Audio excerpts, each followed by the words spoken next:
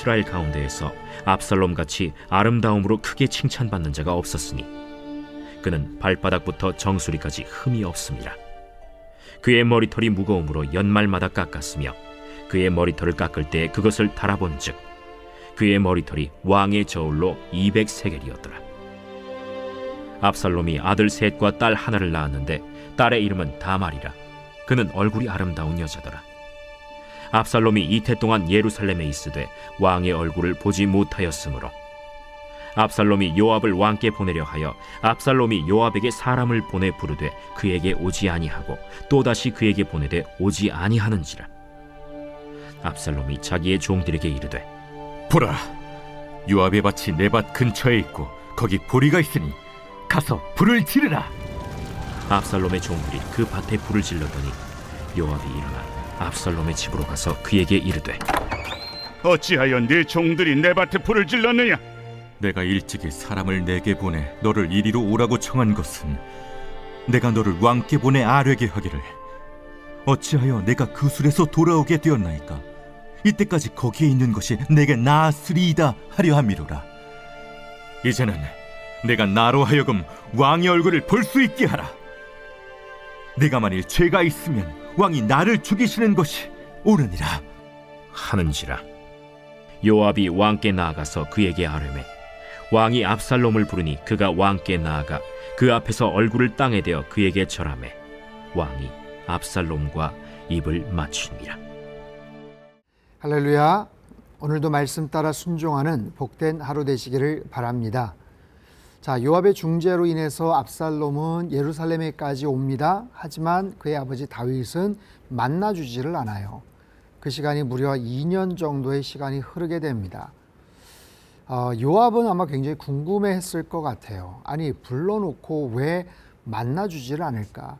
분명히 다윗의 마음 가운데 압살롬 그 아들에 대한 연민이 있고 또 신뢰가 있고 또 왕위를 이어갈 수 있는 차기 리더임이 틀림없는데 왜 압살롬에게 마음을 주지 않을까? 왕은 그냥 인간적인 어떤 애정을 가지고 애틋함을 가지고 좀 슬퍼하고 그리워했던 것이지 그 후임으로서, 그러니까 후계자로서 압살롬을 생각하지는 않았을지 모른다라고 요압은 판단을 합니다. 그렇기 때문에 그 이후에 요압의 태도가 돌변을 하죠. 자, 그 이야기 전에 압살롬이 갖고 있는 자랑거리, 그는 굉장히 외모가 아름답고 뛰어난 그런 사람이었어요. 여러 가지 장점들이 있는데 그 중에 특별히 25절 26절 말씀, 온 이스라엘 가운데에서 압살롬같이 아름다움으로 크게 칭찬받는 자가 없었으니 그는 발바닥부터 정수리까지 흠이 없음이라. 그의 머리털이 무거움으로 연말마다 깎았으며 그의 머리털을 깎을 때에 그것을 달아본즉 그의 머리털이 왕의 저울로 200세겔이었더라. 압살롬이 굉장히 외양이 아주 멋있는, 키도 크고 준수하게 잘생긴 그런 인물이었던 것 같아요. 아름다움으로 그렇게 칭찬받는 자가 없었다. 발바닥부터 정수리까지 흠이 없었다. 정말 극찬 중에 극찬이죠. 그리고 무엇보다도 그의 머리털이 묵직함으로 해마다 깎을 때 왕의 저울로 200세겔, 한 2.3kg라고 하는데 정말 묵직한 그런 머리털, 아주 남성적이고 그리고 어떤 힘과 자신감을 상징할 수 있는 그런 표현이에요. 굉장히 멋진 그의 외모를 지금 드러내고 있지만 사실 이 말씀은 이제 비극의 복선이죠. 자기가 자랑했을 그의 외모가 그의 아주 풍성한 머리카락이 결국에 나중에 보면 그 상수리나무에 걸려서 죽게 되지 않습니까? 자신의 자랑거리가 결국에는 자신의 결정적인 어떤 장애물이 되고 아주 피해를 일으킬 수 있는 그런 요소가 된다는 하나의 어떤 의미를 지금 복선으로 깔고 있어요. 28절, 압살롬이 이태 동안 예루살렘에 있으되 왕의 얼굴을 보지 못하였으므로 29절 압살롬이 요압을 왕께 보내려 하여 압살롬이 요압에게 사람을 보내 부르되 그에게 오지 아니하고 또다시 그에게 보내되 오지 아니하는지라. 보내려 하였다, 보내 불렀다, 보내도 오지 않았다.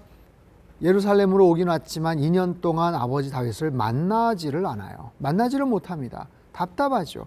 그런데 중재 역할을 했던 요압에게 좀 따지거나 도대체 어떤 이유냐라고 물어보고 싶은데 요압조차도 만나주지를 않는 거예요. 제가 서두에도 말씀을 드린 것처럼 요압은 권력에 대한 욕심이 굉장히 강한 그런 사람입니다. 다윗과 압살롬의 관계를 정말 인간적인 어떤 그 휴머니즘에 입각해서 중재를 시키고자 하는 그런 마음에서 그가 중간 역할을 했었던 게 아니고 자신의 어떤 권력에 대한 욕심이에요. 그런데 다윗이 만나주지 않는 것을 보고 압살롬은 아니다. 끈떨어진 연과 같은 존재다. 저 인간 상대해봐야 좋을 거 하나도 없다 하면서 아예 외면을 해버리죠. 그 상황에서 압살롬이 화가 나는 거예요. 그래서 어떻게 합니까? 30절 압살롬이 자기의 종들에게 이르되 보라 요압의 밭이 내 밭 근처에 있고 거기 보리가 있으니 가서 불을 지르라 하니라. 압살롬의 종들이 그 밭에 불을 질렀더니 요압이 일어나 압살롬의 집으로 가서 그에게 이르되 어찌하여 내 종들이 내 밭에 불을 질렀느냐. 결국에는 요압을 만나게 됩니다. 여러분 이 내용을 가만히 보면 압살롬은 굉장히 감정적이고 격한 행동을 일삼는 좀 과격한 좀 극단적인 행동의 소유자 같습니다. 그런 부분이 분명히 있어요. 하지만 압살롬의 전체적인 행동의 이야기들을 가만히 보면 압살롬은 아주 무서운 사람입니다. 굉장히 치밀한 계획을 세우고요. 그 때를 아주 웅크리고 기다릴 줄 아는 사람이에요. 그리고 그 사실을 전혀 내포하지 않습니다. 자기의 누이 다말이 겁탈을 당했을 때도 그때부터 암논을 향한 복수의 칼을 갈았지만 2년 동안을 철저하게 숨깁니다. 완전히 숨겨요. 전혀 눈치채지 못하게끔 숨긴 다음에 양털 깎는 축제를 열어서 그때 암논을 죽이지 않습니까? 기회가 왔을 때는 아주 과격하고 극단적인 그런 행동도 마다하지 않는 사람이에요. 밭에 불을 지르라고 해버려요. 이거 무서운 결단력이죠. 이래도 되겠습니까? 괜찮아. 질러버려요. 괜찮아. 내가 책임질게. 여러분 그렇기 때문에 압살롬은 때를 기다릴 줄 아는 어떤 그런 인내심 그리고 자신의 감정을 철저하게 숨기는 포장하는 그런 모습들 그리고 상황이 딱 주어졌을 때는 아주 치밀하지만 확실하게 그리고 과격하게 실행에 옮길 수 있는 그런 모습도 갖고 있어요. 평상시에는 되게 유한 것 같고 평상시에는 평온한 것 같지만 결정적인 상황에서는 아주 결단력 있는 그런 모습들. 그 무하마드 알리라는 그 권투 선수가 그런 얘기를 했죠. 나비처럼 날아서 벌처럼 쏜다. 마치 그런 말이 떠오를 것처럼 막 그런 행동을 보이고 있어요. 이런 두 가지를 다 겸비한다는 것이 쉽지 않거든요. 오늘 이후의 이야기에서도 마찬가지입니다.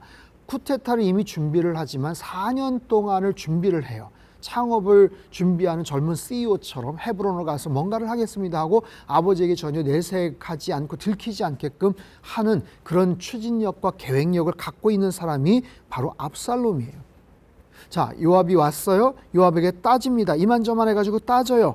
자, 32절 말씀. 압살롬이 요압에게 대답하되 내가 일찍이 사람을 내게 보내 너를 이리로 오라고 청한 것은 내가 너를 왕께 보내 아뢰게 하기를 어찌하여 내가 그 술에서 돌아오게 되었나이까. 이때까지 거기에 있는 것이 내게 나았으리이다 하려 함이로다. 이 말을 좀 아버지께 전하라고 한 건데 만나주질 않은 거예요. 뭐라고 얘기하는가. 이제는 네가 나로 하여금 왕의 얼굴을 볼 수 있게 하라. 내가 만일 죄가 있으면 왕이 나를 죽이시는 것이 옳으니라 하는지라. 여러분 지금 압살롬의 입에서 무슨 얘기가 나와요? 옳다 그르다라는 얘기가 나와요. 죄가 있느냐 없느냐 이야기가 나와요. 분명히 암논을 죽였어요. 살해를 했어요. 그런데 그 부분에 대한 나름대로의 명분을 갖고 있어요. 그것이 자기가 볼 때는 합리화시킬 수 있는 얼마든지 그런 근거가 된다는 거예요. 그것이 만약에 죄라고 여기면 나를 죽이십시오라는 거예요. 하지만 자기는 떳떳하다, 당당하다, 정당방위 이상의 어떤 특별한 명분이 있다. 압살롬은요 굉장히 정의감에 사로잡혀 있는 사람입니다. 그리고 명분을 굉장히 중요하게 생각을 하는 그런 사람이죠. 분명히 아들로서 아버지 앞에 꿇어 엎드려서 용서를 구하고 화해를 하고 싶은 그런 마음이 있었지만 자존심의 상처를 입었어요. 3년간 기다렸죠. 또 와가지고 2년 동안 아버지를 만나지 못했죠. 거기에서 아주 극심한 상처를 받게 됩니다. 이미 마음이 완전히 돌아서 버렸어요. 어찌됐든 요압이 가서 왕에게 이야기합니다. 33절. 요압이 왕께 나아가서 그에게 아뢰매 왕이 압살롬을 부르니 그가 왕께 나아가 그 앞에서 얼굴을 땅에 대어 그에게 절하매 왕이 압살롬과 입을 맞추니라. 왕은 다윗 아닙니까? 중재를 다시 하죠. 그래서 다시 부르죠. 아버지 다윗이 불러요. 불러서 압살롬을 만나고 그제서야 입을 맞췄다. 이제 화해의 어떤 키스죠. 화해의 어떤 포옹이죠. 여러분 시간이 얼마나 지났습니까? 암논을 죽이고 나서 3년간 외갓집에 피신해 있었고 데리고 와서 2년 동안 만나주질 않았어요. 지금 압살롬 만난 지가 지금 5년 만에 만난 거예요. 왜 이렇게 오랜 시간이 걸렸을까요? 다윗은 그동안 뭘 하고 있었을까요? 여러분 성경에 다윗이 그 5년의 시간 동안 뭘 어떻게 했다라는 기록이 전혀 없어요. 화해를 한 것처럼 보이죠. 하지만 이미 너무 늦어버렸습니다. 이미 너무 늦어버렸어요. 요압도 압살롬도 자신의 뜻을 이룬 것 같지만 이미 마음은 완전히 돌아서 버렸어요. 완전히 배신 정도가 아니라 아버지를 향한 적대적인 그런 감정이 마치 괴물처럼 엄청나게 커져 버렸어요. 더 이상 막을 수 없는 그런 모습. 이후에 4년의 또 준비 기간을 거쳐서 이제 본격적인 쿠데타를 일으키게 되죠. 사랑하는 성도 여러분, 사무엘하 11장의 다윗의 범죄 사건 이후에 12장, 13장, 14장에 이르는 그 모든 사건들을 가만히 보면 다윗의 모습이 너무나도 안타깝습니다. 그 범죄로 인해서 그 지혜롭고 용기 백배했던 다윗은 너무나도 무능하기 짝이 없었고 무력하고 정말 모자라 보이는 그런 아버지의 모습을 보이고 있어요. 아버지로서의 어떤 넉넉한 용서의 가슴도 없었고 따끔하게 훈계를 하거나 혼을 내는 아버지였던 기상어린 그런 위험찬 모습도 존재하지 않습니다. 그저 죄로 인해서 어쩔 수 없는 그저 그 앞에서 그냥 쩔쩔매고 마는 그런 연약하기 이를 데 없는 그런 다윗의 그런 모습들. 이것이 바로 죄가 우리에게 가져다 주는 그런 피해입니다. 죄로 말미암아 우리는 그렇게 무력해지고요. 죄로 인해서 모든 관계는 사정없이 깨어지게 됩니다. 큰 상처를 남기게 되죠. 여러분, 죄의 그 무서운 파급력을 절대로 간과하지 않게 되기를 바랍니다. 오늘 본문을 통해서 우리에게 주시는 영적인 교훈들이 있어요. 압살롬은 자기가 가진 좋은 자랑거리가 결국에는 장애물이 되고 자신의 목숨을 잃게 하는 것이죠. 중요한 것, 자랑할 것, 강점이 있다면 더더욱 겸손하여 살아가시기를 바랍니다. 또한 압살롬은 치밀하면서도 굉장히 아주 엄청난 그런 실행력을 갖고 있었는데 그 장점들이 좋은 모습으로 쓰여지질 않습니다. 결국에는 그 가정을 깨트리고 아버지에게 칼날을 겨누는 부정적인 모습으로 사용이 되더라고요. 또한 우리가 이 말씀을 통해서 정말 일일일선 구체적으로 행할 수 있는 것은 내 주변 사람들과의 막힌 관계가 혹시 없는지, 대수롭지 않게 생각을 하지만 그 사람 마음속에 어떤 화를 키우고 분노를 계속해서 키우는 것은 없는지 잘 생각해 보시고 더 문제가 커지기 전에 용서를 구하고 화해를 하고 모든 관계들을 아름답게 주님께서 기뻐하시는 모습으로 만들어 가시는 저와 여러분의 삶이 되시길 주님의 이름으로 축복합니다. 기도하겠습니다.